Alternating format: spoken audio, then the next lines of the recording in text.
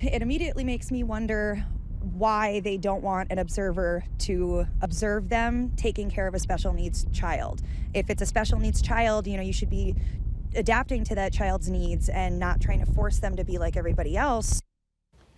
A mother says her son's daycare asked her not to bring her son in on a day an observer would be sitting in at the daycare. Valley News Team's Rose Itzkovitz spoke with the mother and visited the daycare to find out what happened.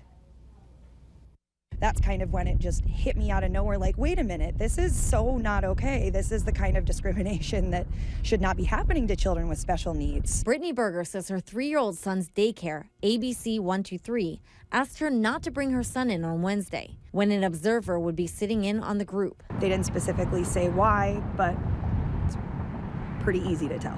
Her son is autistic. He's just the happiest boy ever. He gets loud and screams sometimes, but he's always happy. We visited the daycare to find out if this was true. No comment, out. But the daycare denies doing it. And though Berger doesn't have proof of that exchange, she did show us this note saying all children should be dropped off before 8 a.m. or after 10:30 a.m. on the day the observer's coming. If they come between those hours, they'll be asked to leave. How can you tell those of us that are paying for this daycare that we now have to change our entire schedules so that you have a perfect environment for an observer? A parent at the daycare tells me the observer coming Wednesday is from Parent Aware, a Minnesota quality rating system.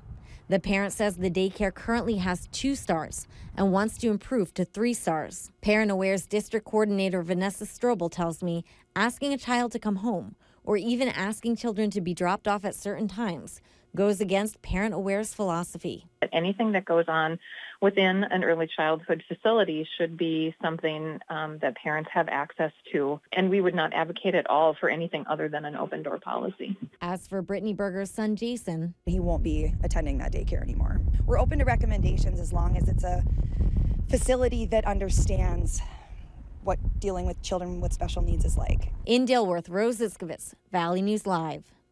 Brittany Berger says she has already paid for her son's next 2 weeks at that daycare, but she'll cut her losses after today.